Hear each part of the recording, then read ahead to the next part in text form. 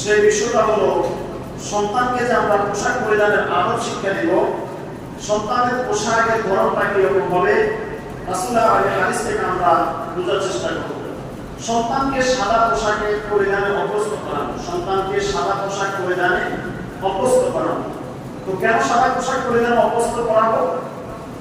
এটা কারণ হলো আন ইবনে আব্বাস রাদিয়াল্লাহু তাআলা আনহু قال رسول الله صلى الله عليه وسلم البسوا من ثيابكم بياضا فإنها خير ثيابكم وكفنوا فيها موتكم وإن خير أكحالكم الاسم يجلو بصرا وينبت الشعر. الله الحبيب صلى الله عليه وسلم ارشاد করেন হযরত ইবনে আব্বাস রাদিয়াল্লাহু তাআলা থেকে হাদিস তিনি বলেন রাসূলুল্লাহ সাল্লাল্লাহু আলাইহি ওয়াসাল্লাম বলেছেন, তোমরা তোমাদের সন্তানদেরকে সাদা পোশাক পরো, তোমরা নিজেরা সাদা পোশাক পরো। ফাইন্নামা কেননা খায়রুস সিয়াবিকুম ওয়া কাফিনু ফিহা মাওদিকুম, পোশাকের মধ্যে সর্বোত্তম পোশাক হলো সাদা পোশাক। পোশাকের মধ্যে সর্বোত্তম পোশাক সাদা পোশাক। ওয়া কাফিনু ফিহা মাওদিকুম, মানুষ যখন মৃত্যুবরণ করে তাকে কাফন যে কাপড় দিয়ে বানানো হয় তার কাপড়টা সাদা কাপড়ে দেওয়া হয়। সুতরাং এজন্য তোমরা সাদা কাপড়কে পছন্দ করবে, উত্তম মনে করে পরিধান করবে। আর তোমাদের ওয়া ইন্না খায়রাল আকহালিকুল ইসমি, তোমরা যারা সুরমা পরিধান করো, এই সুরমাটা তোমরা ইসমিন নামক একটা সুরমা আছে, এই সুরমাটা তোমরা ব্যবহার করবে। ইয়াজুল মাসাওয়া, এটার কারণে যারা সাদা সুরমা দেয় তাদের যারা সুরমা এই ইসমিন নামক সুরমা যারা ব্যবহার করে, এই সুরমা ব্যবহার করার কারণে তাদের দৃষ্টিশক্তি বেড়ে যায়। ওয়া ইউনবিতু শাআরা, এবং তাদের চোখের যে পাপড়ি আছে এই পাপড়ির মধ্যে চুল গজায়। সুবহানাল্লাহ। তাহলে সন্তানকে কোন পোশাক পরিধান করাবো আমরা? সাদা পোশাক। তো সাদা পোশাক সন্তানকে পরিধান করানোর জন্য তাগীদ কে করেছেন? রাসূল আরবি সাল্লাল্লাহু আলাইহি ওয়াসাল্লাম করেছেন। এখন প্রশ্ন হলো, হুজুর সাদা ছাড়া অন্য কালার পোশাক কি পরিধান করা যাবে না? হ্যাঁ যাবে, তবে যে সমস্ত কালারগুলো নিয়ে নিষেধ আছে এই কালারগুলো সন্তানদেরকে পরিধান করানো যাবে না। আবার ছেলে এবং মেয়ে এখানে আয়েশা আবার ডিভাইডেড হয়ে যাবে। ছেলেদের ক্ষেত্রে কিছু পোশাকের কালার, কিছু কালারের পোশাক নিষিদ্ধ আছে, মেয়েদের ক্ষেত্রে কিছু নিষিদ্ধ জিনিস আছে। এই জন্য আমরা যখন পোশাক পরিধান করাবো আমরা প্রাধান্য দেব সাদাকে, কেননা সাদা পোশাক হলো উত্তম পোশাক। 2 নাম্বার, উত্তম পোশাক পরিধান করানোর ক্ষেত্রে খেয়াল রাখা যেন সন্তানের মাঝে অপচয় ও অহংকারের অভ্যাস না হয়। আমরা পোশাক যখন পরিধান করাবো, অনেক সময় আমরা যখন সন্তানদেরকে পোশাক বানিয়ে দিই অথবা কিনে দেই, পোশাকটা যদি বেশি চাকচিক্যময় হয়ে যায় অথবা অনেক বেশি দামি হয়ে যায়, আর আমার সন্তান যে পোশাক পরিধান করবে তার সহপাঠী যারা থাকবে অথবা তার প্রতিবেশী যারা থাকবে, তারা যদি এই মানের পোশাক পরিধান না করে অথবা সামর্থ্যের বাইরে তাদের হয়ে যায়, এই পোশাকটা আমি আমার সন্তানকে কিনে দেওয়ার কারণে আমার সন্তানের মধ্যে এমন একটা অহংকারের ভাব আসতে পারে যেন মনে হয় আমার ছেলেটা এই পোশাকটা কিনেছে, এটা তার জন্য অহংকারের বিষয় হয়ে যায়। এজন্য রাসূলুল্লাহ আমাদের নিষেধ হলো এমন পোশাক পরানো যাবে না যে পোশাকের কারণে সন্তানের মধ্যে অহংকারের ভাব চলে আসে। তাহলে এজন্য সবসময় উত্তম পন্থা হলো মধ্যম পন্থা। উত্তম পন্থা কি? মধ্যম পন্থা। আমি খেয়াল রাখবো আমার আশেপাশে আমার প্রতিবেশী অথবা আমার ছেলের অথবা আমার মেয়ের যারা সহপাঠী আছে, বিশেষ করে সন্তানেরা তাদের সহপাঠীদের সাথে মিশে অথবা তাদের প্রতিবেশী যারা থাকে, চাচাতো ভাই বোন, চাচাতো ভাই বোন, আপনজন যারা আছে তাদের সাথে মিশে এমন পোশাক যেন না হয়ে যায় যে আমার ছেলে অথবা আমার মেয়েটা অহংকারী হয়ে যায়। তো নিষেধ কিভাবে? হযরত আমর ইবনে শুআইব থেকে হাদিস বর্ণিত, তিনি বলেন আবিহি আন জাদ্দিহি, তিনি তার বাবা থেকে, তার বাবা তার দাদা থেকে হাদিস বর্ণনা করেন। قال رسول الله صلى الله عليه وسلم كلوا واشربوا وتصدقوا والباسوا ما لم يخالطوا إسراف أو ثقيلا. আল্লাহর হাবিব সাল্লাল্লাহু আলাইহি ওয়াসাল্লাম বলেছেন, তোমরা পানাহার করো, দান খয়রাত করো এবং পরিধান করো। ওই যাবত তোমরা পানাহার করবে, ওই যাবত তোমরা দান খয়রাত করবে, ওই যাবত তোমরা পরিধান করবে যতক্ষণ পর্যন্ত অপচয় অথবা অহংকার মুক্ত থাকে। অপচয় এবং অহংকার মুক্ত থাকে। আমার দান খয়রাত যদি আমাকে অহংকারী বানিয়ে দেয় যে আমি দান খয়রাত করতেছি, সবাইকে দেখাচ্ছি, অথবা আমি এমন খাবার খাচ্ছি যে আমার আশেপাশে কেউ আর এমন খাবার খায় না, রিস্ক ফুড যেটাকে বলে, এমন ধরনের খাবার অথবা পোশাক আশাক, আমরা এগুলো থেকে একটু দূরে থাকবো। মেডিকেল সায়েন্সের একটা ব্যাখ্যা আছে, আমরা যারা ফাস্ট ফুডে অভ্যস্ত, রিস্ক ফুড যেটাকে বলা হয় অথবা ফাস্ট ফুড আমরা যেটা খাই, মেডিকেলের ব্যাখ্যা হলো মানুষ অসুস্থ হওয়ার জন্য সবচেয়ে বেশি কার্যকরী ভূমিকা পালন করে ফাস্ট ফুড নামক খাবারগুলো এবং রিস্ক ফুডগুলো। এজন্য আমরা স্বাস্থ্য সচেতনতার জন্য হলেও আমরা এই খাবারগুলো অ্যাভয়েড করব, পরিহার করব। আমরা স্বাভাবিক মানের যে খাবার, আমরা এই খাবারগুলো খাইতে চেষ্টা করব এবং সন্তান থেকে অভ্যাস করাবো। এরপরে 3 নাম্বার যে বিষয়টা, শিশু সন্তান যদি ছেলে হয় তাকে রেশমি কাপড় থেকে দূরে রাখা। ওই যে একটু আগে বলছিলাম ছেলেদের ক্ষেত্রে এবং মেয়েদের ক্ষেত্রে আলাদা আলাদা হয়ে যাবে। মেয়েদের ক্ষেত্রে রেশমি কাপড় পরিধান করা যদিও জায়েজ, কিন্তু ছেলেদের ক্ষেত্রে আমরা হাদিস সাল্লাল্লাহু আলাইহি ওয়াসাল্লামের হাদিস আন্না রাসূলুল্লাহ সাল্লাল্লাহু আলাইহি ওয়াসাল্লাম قال أحل الذهب والحرير لإناث أمتي وحرم على ذكورها। আল্লাহ হাবিব সাল্লাল্লাহু আলাইহি ওয়াসাল্লাম বলেন, স্বর্ণ এবং রেশম আমার উম্মতের নারীদের জন্য হালাল এবং পুরুষদের জন্য হারাম করা হয়েছে। এখন অনেকে শখ করে দেখবেন, অনেক পুরুষ মানুষ স্বর্ণের আংটি পরিধান করে অথবা স্বর্ণের চেইন দেয়, অনেকে শখ বশত এটা করে। এটা কি পুরুষের জন্য জায়েজ আছে? পুরুষের জন্য এটা জায়েজ নাই, এটা অবশ্যই একটা হারাম কাজ। এজন্য জন্মের পর থেকে আপনাকে মনে রাখতে হবে, শিশু সন্তানকে আপনি যেভাবে লালন পালন করবেন, মেয়ে সন্তানকে একইভাবে লালন পালন হবে না, উভয়ের মধ্যে কিছুটা ডিফারেন্স থাকবে। তবে মনে রাখবেন, অধিকারের ক্ষেত্রে, আদর ভালোবাসা যত্নের ক্ষেত্রে উভয় সমান হবে। এই দিকটা অবশ্যই মাথায় রাখতে হবে।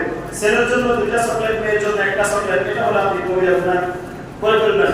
অনেকে দেখবেন ইমাম বুখারী রাহিমাহুল্লাহ অনেক দূর গেলেন, শুনছেন ওখানে একটা হাদিস, সহিহ হাদিস আছে, রাসূলুল্লাহ সাল্লাল্লাহু আলাইহি ওয়াসাল্লামের একটা হাদিস আছে, তিনি অনেক দূর ভ্রমণ করে গেলেন হাদিসটাকে সংগ্রহ করার আশায়। ইমাম বুখারী রাহিমাহুল্লাহ ওখানে গিয়ে দেখেন যে ব্যক্তি হাদিস বর্ণনা করবে, ওই ব্যক্তি একটা গরুর বাছুরকে এভাবে হাতে কিছু ছিল না, কোনো খাবার ছিল না, এভাবে হাত দেখিয়ে আয় এভাবে হাত দেখিয়ে দিলেন, আর বাছুরটা যেরকম তার কাছে খাবার না আসা শুনতে বাছুরটাকে ধরে ফেললেন। ইমাম বুখারী রাহিমাহুল্লাহ দূর থেকে এটা দেখে তিনি চিন্তা করলেন, যে লোকটা একটা গাভীর বাছুরের সাথে এত প্রতারণা করতে পারে, সে ব্যক্তি কখনোই রাসূলের হাদিস নিয়ে প্রতারণা করবে না, এটা বিশ্বাস করা যাবে না। তিনি তার কাছ থেকে হাদিস গ্রহণ করলেন না, তিনি চলে আসলেন। সম্মানিত হাজির, কথা প্রসঙ্গে বলি, যারা হাঁস মুরগি বাড়িতে লালন পালন করেন, আয় এটা বলে যখন হাঁস অথবা মুরগিকে ধরার চেষ্টা করেন, খাবার দেখে খাবার নাই, এটাও একটা প্রতারণা, এটাও আপনি গুনাহগার হবেন। একটা প্রাণীর সাথে হলে যদি গুনাহ হয়, আপনি আপনার সন্তানের সাথে যদি বেইনসাফি কাজ করেন, এই জন্য কিয়ামতের ময়দানে আপনাকে অবশ্যই জবাবদিহিতার কাতারে দাঁড়াতে হবে। সন্তানকে লালন পালনের ক্ষেত্রে অধিকার সমান থাকবে, কিন্তু ক্রাইটেরিয়া ভিন্ন হবে। সম্মানিত হাজিরিন, এজন্য যখন ছেলে সন্তান হবে তাদেরকে রেশমি কাপড় পরিধান করতে দেওয়া যাবে না, এবং কোনো অবস্থাতেই স্বর্ণালঙ্কার তাদেরকে ব্যবহার করতে দেওয়া যাবে না, এটা তাদের জন্য হারাম, মেয়েদের জন্য এটা জায়েজ। প্রিয় হাজিরিন, এখন আমরা যে বিষয়টা নিয়ে কথা বলবো সেটা হলো, পায়ের জুতা থেকে মাথা পর্যন্ত আমরা যে জিনিসগুলো পরিধান করি, এই জিনিসগুলো পরিধান করার ক্ষেত্রে তাদেরকে শিক্ষা দিতে হবে। এখন আল্লাহ হাবিব সাল্লাল্লাহু আলাইহি ওয়াসাল্লাম ডানকে প্রাধান্য দিয়েছেন, তিনি ডানকে সবসময় প্রাধান্য দিতেন। আপনি যখন জামা পরিধান করবেন প্রথমে ডান হাত, যখন জুতা পরিধান করবেন প্রথমে ডান পা। এইভাবে আপনাকে বলবেন, মসজিদ থেকে তো আমরা বাম পা দিয়ে বের হই, মসজিদ থেকে বাম পা দিয়ে বের হবেন, জুতা পরার ক্ষেত্রে ডান পা আগে করবেন, মনে থাকবেন ইনশাআল্লাহ। এজন্য শুরু জামা, পায়জামা, গেঞ্জি, যে পোশাক আমরা পরিধান করি, সব পোশাক ডান দিক থেকে আমরা পরিধান করব, আমাদের সন্তানদেরকে আমরা শিক্ষা দেব। প্রিয় হাজিরিন, ছোট্ট একটা জিনিস, ছোট বাচ্চা যখন হয়, বাচ্চারা, আমি ছেলেবাবুর কথা বলতেছি, এটা আমি প্র্যাকটিক্যালি মুখোমুখি করি, ছোট বাচ্চারা দেখবেন দাঁড়ায় প্রস্রাব করার একটা প্রবণতা দেখা যায়। যখন সে হাঁটতে শিখে তখন সে দাঁড়ায় প্রস্রাব করতে মাঝে মধ্যে চেষ্টা করে। এজন্য বাবা মায়ের কাজ হলো শিশু সন্তান যেন কোনো অবস্থায় দাঁড়াইয়া প্রস্রাব না করে এবং ক্যাবলার দিকে ফিরে প্রস্রাব না করে, সেটা ওটা বুঝবে না, আপনি তো বোঝেন। এজন্য আপনার কাজ হলো তাকে ক্যাবলা চেনানো এবং তাকে বসে বসে প্রস্রাব করানোর অভ্যাস করানো। যদি আপনি তাকে এটা অভ্যাস না করান, এভাবে ছেড়ে দেন, ছেড়ে দিয়ে আপনি গুনাহগার হবেন। কিন্তু আপনি ছাড়লেন না, তাকে শিক্ষা দিচ্ছেন, হয়তো আপনি বাসায় নাই অথবা আপনি একটা কাজ ব্যস্ত, সেটা আপনার দিকে প্রস্রাব করে ফেলেছে, এটা ভিন্ন বিষয়, অথবা তারা প্রস্রাব করে ফেলেছে, ভিন্ন বিষয়। কিন্তু আপনার সামনে যদি হয়, আপনি গুনাহগার হবেন। এজন্য বাচ্চাদেরকে ছোটবেলা থেকে বুঝাইতে হবে, সন্তান শিশু বয়স থেকে 7 বছর পর্যন্ত যা কিছু শোনে, যা কিছু দেখে, তার মেমোরির মধ্যে এটা গেঁথে যায়। 7 বছর আগে যদি কোনো সন্তান হাফেজে কোরআন হয়, এই সন্তান জীবনে কোরআন আর বলে না। আর 7 বছর পর্যন্ত যদি মোবাইলের কার্টুন অথবা গেমস মাথার ভিতরে ঢোকে, এটাও আপনার ব্রেন থেকে বাইর করতে পারবেন না। এজন্য মনে রাখতে হবে, 7 বছর পর্যন্ত জীবনে যা যা দিবেন তাই সে গ্রহণ করবে। যা যা দিবেন আপনি যা যা করবেন সে ফিডব্যাক দিবে, আপনি যা করবেন সে ফিডব্যাক দিবে। আপনি তার সামনে সিগারেট খাবেন, একসাথে সিগারেট খাবেন না, সেটা কাগজ মুখে দেয়, কলম মুখে দেয়, প্র্যাকটিক্যাল। এজন্য সন্তানদেরকে যখন শিক্ষা দিবেন, অবশ্যই রাসূলুল্লাহ সাল্লাল্লাহু আলাইহি ওয়াসাল্লামের হাদিস অনুযায়ী তাদেরকে শিক্ষা দেওয়ার চেষ্টা করবেন। সর্বশেষ তারপর আমরা যে বিষয়টা নিয়ে আলোচনা করব, সেটা হলো তাওহীদ শিক্ষা দেওয়া। তাওহীদ, এখন তাওহীদ শিক্ষার ব্যাপারে একটু গভীর মনোযোগ দিতে হবে। এখানে অনেক লম্বা একটা বিষয় চলে আসবে। হযরত ইবনে আব্বাস রাদিয়াল্লাহু তাআলা থেকে হাদিস বর্ণিত, তিনি বলেন, ক্বালা কুনতু খালফা রাসূলুল্লাহ সাল্লাল্লাহু আলাইহি ওয়াসাল্লাম ইয়াওমান ফাকালা ইয়া গুলাম ইন্নী উআল্লিমুকা কালিমাতিন ইহফাজিল্লাহ। এখানে হযরত ইবনে আব্বাস রাদিয়াল্লাহু তাআলা থেকে হাদিস বর্ণিত, তিনি বলেন, রাসূলুল্লাহ সাল্লাল্লাহু আলাইহি ওয়াসাল্লামের সাথে কোন এক সময় আমি তার পিছনে পিছনে ছিলাম। এমন সময় তিনি বললেন, ইয়া গুলাম, হে তরুণ, ইন্নী উআল্লিমুকা কালিমাতিন, আমি তোমাকে কিছু শব্দ, কিছু কালেমা, কিছু বাক্য শিক্ষা দিব। তো বাক্যগুলো কি? ইহফাজিল্লাহ ইয়াহফাজকা। তিনি সর্বপ্রথম যে কথাটা বললেন সেটা হচ্ছে, তুমি আল্লাহ তাআলা বিধিনিষেধ রক্ষা করবে, আল্লাহ তাআলা হক তুমি রক্ষা করবে। তো যদি আল্লাহ তাআলার হক তুমি রক্ষা করো, কিভাবে? ইয়াহফাজকাল কালিমাতি ইয়াহফাজকা ইহফাজিল্লাহ। তুমি যদি আল্লাহ পাকের হকটাকে রক্ষা করো, আল্লাহ তোমার হক রক্ষা করবে। কথাটা একটু গভীর মনোযোগ দেন। তুমি যদি আল্লাহ পাকের হকটাকে রক্ষা করো, তাহলে আল্লাহ তোমার হকগুলো রক্ষা করবে। তো সেটা কি রকম? তুমি আল্লাহ তাআলার সন্তুষ্টির প্রতি লক্ষ্য রাখবে।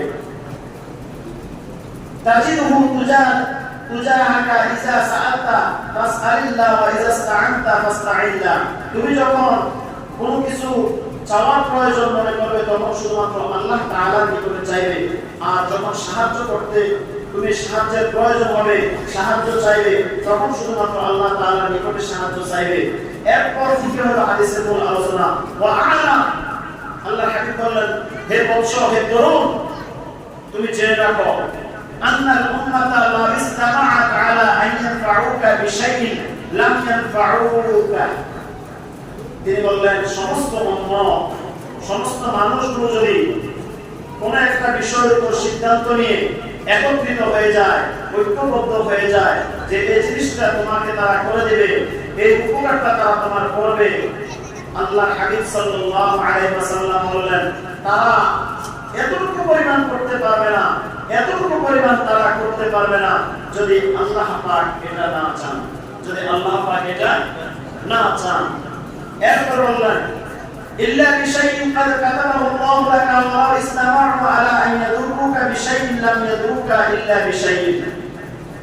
এরপর আল্লাহ হাবিব বললেন, সমস্ত উম্মত, সমস্ত মানুষগুলো যদি একত্রিত হয়ে যায় যে তোমার এই ক্ষতিটা তারা করবে, তারা ততক্ষণ পর্যন্ত ন্যূনতম কোনো ক্ষতি তোমার করতে পারবে না যতক্ষণ না আল্লাহ তোমার ক্ষতি করবে। তাহলে এখানে মূল শিক্ষা কি? মূল শিক্ষা হলো, সারা পৃথিবীর মানুষ যদি এক হয়ে যায় আর যদি আল্লাহ পাক রাজি খুশি না থাকে, তাহলে কোনো কল্যাণ আনা সম্ভব নয়। আর সারা পৃথিবীর মানুষ যদি এক হয়ে যায় কারো কোনো ক্ষতি করার জন্য, আল্লাহ পাক যদি তার ক্ষতি না চান, সারা পৃথিবীর মানুষগুলো তার ক্ষতি করতে পারবে না। এরপর আল্লাহ হাবিব বললেন, ক্বাদ কাতাবাল্লাহু আলাইকা রুফিআতিল আকলাম ওয়া জাফাতিস সুহুফ। আল্লাহ হাবিব সাল্লাল্লাহু আলাইহি ওয়াসাল্লাম বললেন, কলম তুলে নেওয়া হয়েছে এবং লিখিত কাগজসমূহ শুকিয়ে গেছে। মানে হলো তাকদীরের বিষয়টা এখানে বর্ণনা করা হয়েছে। শুধু তাই নয়, বাচ্চাকে যখন আপনি তাওহীদ শিক্ষা দিবেন, তাওহীদ শিক্ষা দিতে গিয়ে বাচ্চাকে ঈমানি তরবিয়ত শিক্ষা দিতে হবে, ঈমানি তরবিয়ত শিক্ষা দিতে হবে। তো তাওহীদ এটা অনেক লম্বা আলোচনা, তাওহীদের আলোচনা অনেক দীর্ঘ। তাওহীদের আলোচনা কুরআনুল কারীমের ছোট্ট একটা সূরার মধ্যে গভীরভাবে আল্লাহ পাক করেছেন। সূরা ইখলাসের মধ্যে আল্লাহ পাক করেছেন বিসমিল্লাহির রহমানির রহিম, কুল হুয়াল্লাহু আহাদ আল্লাহুস সামাদ লাম ইয়ালিদ ওয়া লাম ইউলাদ ওয়া লাম ইয়াকুল লাহু কুফুয়ান আহাদ। এই সূরার মধ্যে যেমন শিক্ষা দিয়েছেন, সূরা বাকারা আয়াত আল-কুরসি যেটা আমরা সবাই পারি, আল্লাহু লা ইলাহা ইল্লাহু, এখানে 10টা বাক্য আছে। 10টা বাক্যের মধ্যে আল্লাহ পাক তাওহীদকে খুব সুন্দরভাবে বর্ণনা করেছেন। এভাবে বিভিন্ন আয়াতের মধ্যে তাওহীদের শিক্ষা আছে। সর্বশেষ তাওহীদের বিষয়ে যদি আমরা একটু বলি, আমরা যারা ঈমান আনয়ন করেছি, আমরা ঈমান আনার সময় কি করেছি? আমানতু বিল্লাহি ওয়া মালাইকাতিহি ওয়া কুতুবিহি ওয়া রুসুলিহি ওয়াল ইয়াউমিল আখির ওয়াল কদরি খাইরিহি ওয়া শাররিহি মিনাল্লাহি তাআলা ওয়াল বা'সি বা'দাল মাউত। এটা পড়ার পর আমরা ঈমান আনয়ন করলাম। এখানে অনেকগুলো বিষয় নিয়ে আনা হয়েছে। তাওহীদের মূল কথা থাকবে ঈমান। ঈমানটা এমন একটা বিষয় যেটা অন্তর দিয়ে বিশ্বাস করতে হবে, মুখ দিয়ে স্বীকৃতি দিতে হবে, কাজে পরিণত করতে হবে। যদি আমি শুধু এতটুকু বলি আমি ঈমানদার, এটা শুধু ঈমানের পরিচয় বহন করে না। আমি ঈমানদার, ঈমানের শর্ত যেগুলো আছে সেগুলো আমার কর্মের সাথে মিলতে হবে। যদি কর্মের সাথে আমি ঈমানদার বাক্যের মিল না থাকে, আমি পরিপূর্ণ ঈমানদার হতে পারবো না, আমি পরিপূর্ণ ঈমানদার হতে পারবো না। এজন্য সম্মানিত হাজিরিন, তাওহীদের শিক্ষা সন্তানকে দিব, তারও আগে আমি নিজে তাওহীদ শিখব, আমি যদি মুখে বলি এক আর কর্মে করে আরেক, আমার সন্তান আমাকে ফল মনে করবে। বাবা তুমি নামাজ যাও না কেন? নামাজ যাও না কেন? আমি সন্তানকে বললাম বাবা তুমি নামাজ যাও না কেন? সন্তান যদি একদিন বলে তুমি যাও না কেন? প্রবলেম আছে না? আমি সন্তানকে ফজরের নামাজের অনেক ফজিলত বয়ান করলাম, কিন্তু আমি ফজরের জামাতে আসি না। সন্তান আমার বলে তুমি তাও করো, ফজর শুরু তোমার করে দিই, তুমি আমার পরে ঘুরতে গেলো। সন্তান তো মুক্ত যাওয়ার আগে 7টায় মুক্ত আসে, 6টায় আসে, তুমি যদি মুক্ত করো 9টায়, বিষয়টা এরকম হবে না? এজন্য তাওহীদ সন্তানকে শিক্ষা দিব, সন্তানকে তাওহীদ শিক্ষা দেওয়ার আগে নিজে তাওহীদ শিখে নেব ভালোভাবে, খুব ভালোভাবে বুঝতে হবে। 3টা বিষয়ের নাম কিন্তু ঈমান। অন্তরে বিশ্বাস, ইকরার বিল লিসান, মুখ থেকে বলা এবং কাজে পরিণত করা, আমাল বিল আফআল, কাজে পরিণত করা। যদি আপনি এই 3টার কোন একটা না থাকে, যেমন আপনি কোন হিন্দু যদি মসজিদে এসে নামাজ আদায় করেন, কোন হিন্দু মসজিদে এসে নামাজ আদায় করলে আপনি কি তাকে ইমানদার বলবেন? কেন বলবেন না? কারণ সে অন্তরে বিশ্বাস করে নাই। হয়তো মুখে স্বীকৃতি দিয়েছে আল্লাহ, তোমার রাসূল মুহাম্মদ সাল্লাল্লাহু আলাইহি ওয়াসাল্লাম, এটা মুখে স্বীকৃতি দিয়েছে, নামাজ আমাদের সাথে পড়ছে, কিন্তু অন্তরে বিশ্বাস না থাকার কারণে আমরা তাকে মুসলমান বলি। ঠিক সেম ভাবে কোন মুসলমান যখন বলবে আমি মুখ থেকে বললাম আল্লাহ, অন্তর থেকে বিশ্বাস করলাম, কিন্তু কাজ করতে পারি না, নামাজ আদায় করি না, সেও কি পরিপূর্ণ ইমানদার? কথাটা বলছেন? এই 3টা সমন্বয় হওয়া লাগবে। অন্তরের বিশ্বাস, মুখের স্বীকৃতি এবং কাজের পরিণতি, এই 3টা সমন্বয় না হলে ইমানদার নয়।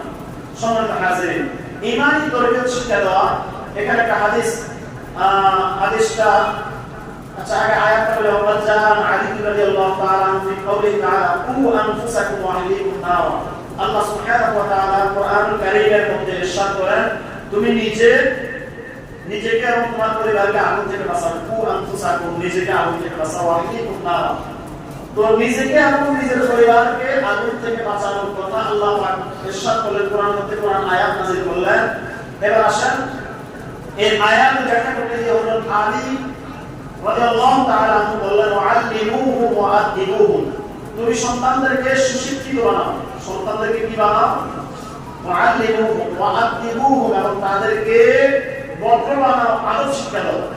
সন্তানদেরকে সুশিক্ষিত বানাও এবং আদব শিক্ষা দাও, 2টা কথা।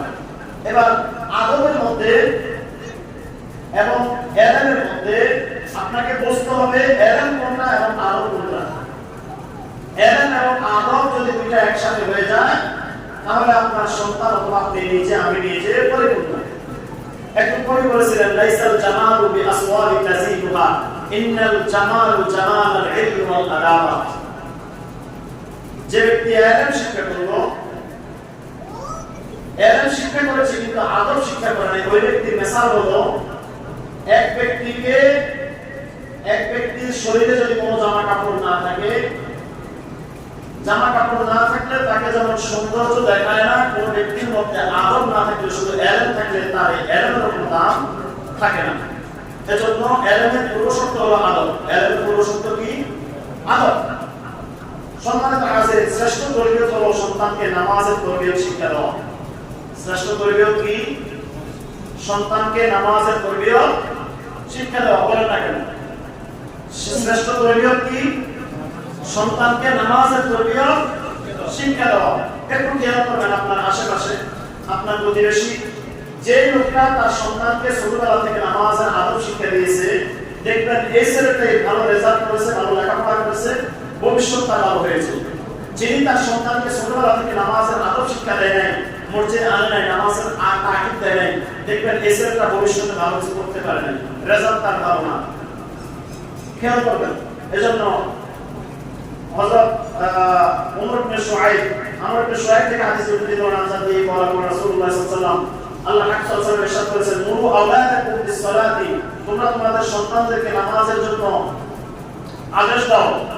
ওয়া হুম আবনাউ সাবঈ সিনিন, যখন তার বয়স 7 বছর হয়। সন্তানকে কখন থেকে নামাজের আদেশ করবে? সন্তানের বয়স যখন 7 বছর হয়। তো সন্তানের বয়স 7 বছর হলে তুমি তাকে নামাজের আদেশ করবে। এরপর আল্লাহ হাবিব বলেন, ওয়াদরিবুহুম আলাইহা ওয়া হুম আবনাউ 10 সিনিন, যখন সন্তানের বয়স 10 হবে, 10 চলেছে, সন্তানের বয়স 9.5 হয়ে গেছে, 10 চলেছে, তখন তোমরা তাকে নামাজের জন্য ওয়াদরিবুহুম প্রহার করো। কি করো? প্রহার করো। এখানে যারা আমরা আছি, আমাদের মোটামুটি 2-1 হয়তো এমন আছে যারা সন্তান নাই। আমার তো মনে হয় যারা বিবাহ শাদী করছে অনেকের সন্তান আছে আমাদের।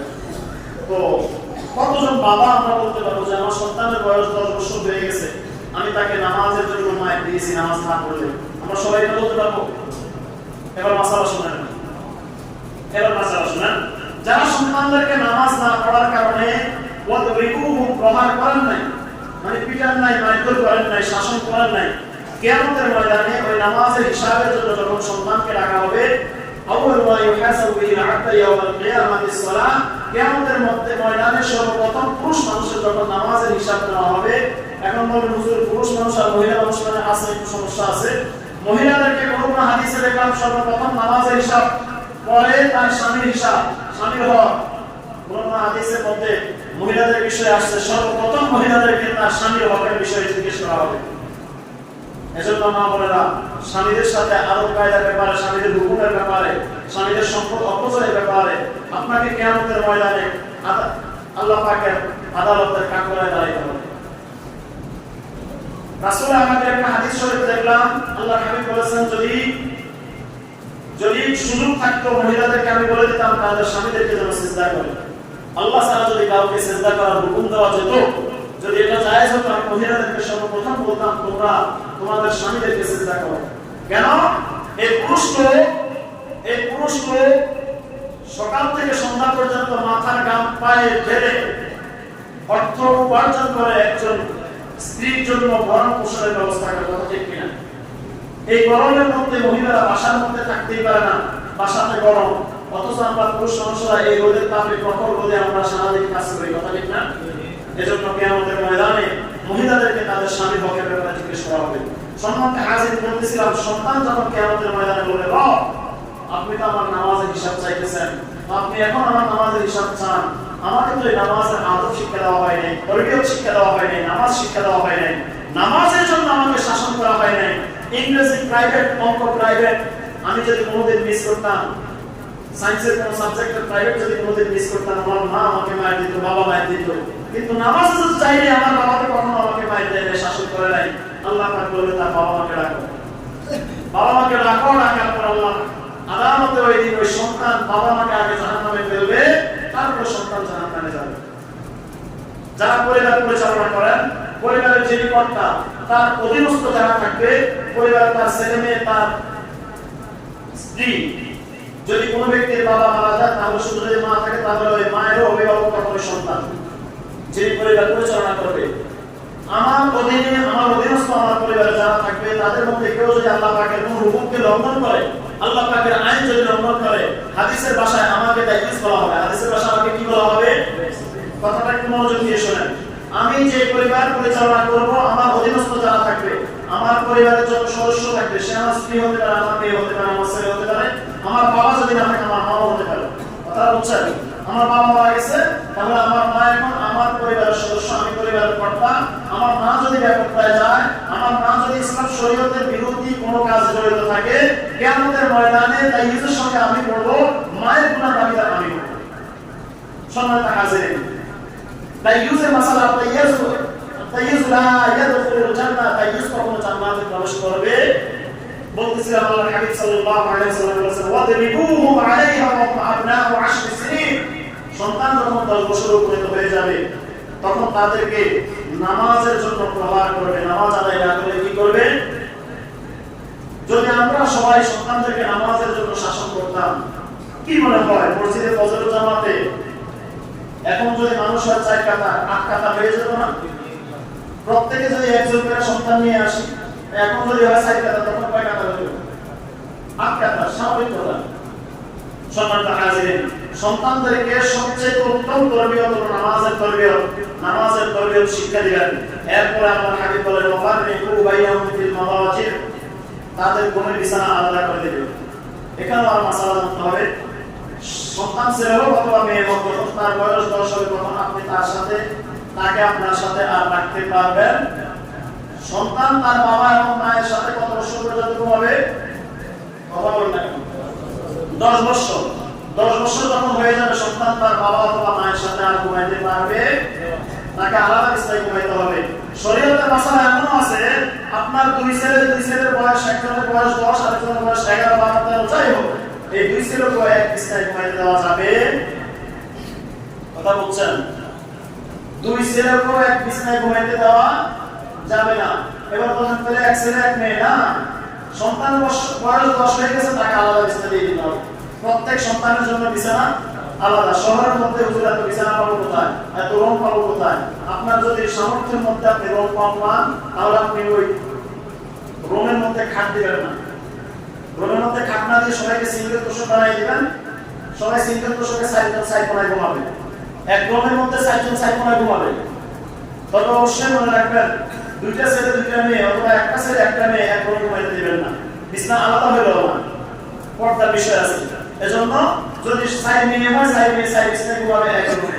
যদি 4 ছেলে হয় 4 ছেলে, ভুল বলছি, 4 মেয়ে হলে 4 মেয়ে আলাদা আলাদা বিছানায় ঘুমাবে এক রুমে, আবার 4 ছেলে হলে 4 ছেলে আলাদা আলাদা বিছানায় ঘুমাবে এক রুমে। কথা বুঝাতে পারছি? এটা না হয় কিন্তু আপনি গুনাহ করবেন। অনেকে হয়তো এটা গুরুত্ব দিবেন না, আমার হুজুর কি বলতেছে এগুলা। কিয়ামতের ময়দানে যখন এটা মুখোমুখি হবেন তখন আমার কথা মনে হবে, যখন এই বিচারের মুখোমুখি হবেন তখন এটার কথা মনে হবে। তো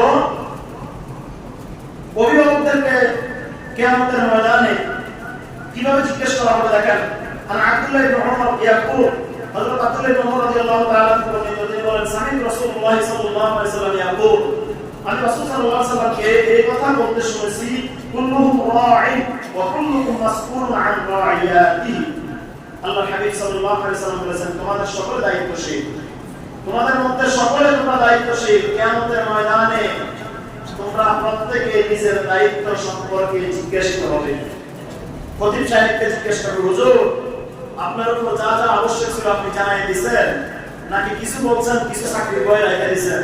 খতিব সাহেবকে আগে দেবে, আগে দিলেন খতিব সাহেব, এরপরে না মুসল্লি। এজন্য হাদিস মনে রাখবেন, কুল্লুকুম রা'ইন ওয়া কুল্লুকুম মাসউলুন, প্রত্যেকের দায়িত্বশীল, প্রত্যেকের দায়িত্ব সম্পর্কে কিয়ামতের ময়দানে তাকে জিজ্ঞেস করা হবে।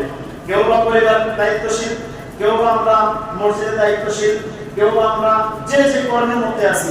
আমি মাদ্রাসায় চাকরি করি, মাদ্রাসায় যখন আমি ক্লাসে ঢুকি, আমি আমার ছাত্রদেরকে যতটুকু পড়ানোর কথা ছিল আমি পড়াইছি কিনা কিয়ামতের ময়দানে জিজ্ঞেস করা হবে। আমি ক্লাসে ঢুকি কি ছাত্রদেরকে পড়াইছি না মোবাইল টিপছি, কিয়ামতের ময়দানে জিজ্ঞেস করা হবে। ইমামতি করার ক্ষেত্রে আমি আমার যথাযথ দায়িত্ব পালন করছি কিনা কিয়ামতের ময়দানে জিজ্ঞেস করা হবে। এজন্য প্রত্যেকের নিজেরটা নিজে মিলাই নেবেন যে আপনি যত জায়গায় দায়িত্বশীল, আপনার দায়িত্ব আপনি ঠিকমতো পালন করতেছেন কিনা। যদি আপনি ঠিকমতো আপনার দায়িত্ব যথাযথ পালন না করেন, কিয়ামতের ময়দানে আপনার জবাব আরেকজন দিবে। কবর এমন এক জায়গা, কবর এমন এক জায়গা, মৃত্যু এমন এক জিনিস, এটা আমার দাদাকে ছাড়ে নাই, আমার দাদার বাবাকে ছাড়ে নাই, আমার দাদার দাদাকে ছাড়ে নাই, তার দাদার বাবাকে ছাড়ে নাই। আজ থেকে 100 বছর আগে যদি তাকাই, আজ থেকে 50 বছর আগে যদি তাকাই, আমি যে বাড়িতে বসবাস করি সেই বাড়ির মালিক তো আমি ছিলাম না, অন্য কেউ ছিল। আমি এখন বসবাস করতেছি, হয়তো আজ থেকে 50 বছর 100 বছর পরে আমি থাকবো না, কেউ না কেউ বসবাস করবে। কিন্তু যারা চলে গেছে, আমরা যারা আছি, আমরা কি থাকবো? আমরাও চলে যাব। আমাদের প্রত্যেকের দায়িত্ব আছে, আমাদের প্রত্যেকের কর্তব্য আছে। আমরা যে যে অবস্থানে আছি, আমরা যেন আমাদের দায়িত্বগুলো যথাযথভাবে আদায় করি। আমাদের উপর যাদের যাদের হক আছে, প্রত্যেকের হক যেন ঠিকমতো আদায় করি। কিয়ামতের ময়দানে যেন আল্লাহ পাকের আদালতে আমরা দাঁড়াইয়া এই প্রশ্নগুলোর সম্মুখীন হতে না হয়। সবাই বলেন না আমিন। আমিন। আজকে আমরা যে কথাগুলো বলেছি এগুলো হলো বাবা মায়ের উপর সন্তানের হক। গত জুমায় বলছি 10টা, আজকে বলছি 7টা। ইনশাআল্লাহ ঈদের পরে আপনারা এইভাবে আবার বর্ণনা করব। যতটুকু বলা হয়েছে সবাই মনে রাখবেন আমলের নিয়তে, আর শুধু মনে রেখে লাভ হবে না, পরিবারে একটু কার্যকরী করবেন। আল্লাহ পাক যেন আমাদের সবাইকে তৌফিক দেয়। সবাই বলি আমিন। ওয়া আখিরু দাওয়ানা আলহামদুলিল্লাহি রাব্বিল আলামিন। আসসালামু আলাইকুম ওয়া রাহমাতুল্লাহি ওয়া বারাকাতুহু।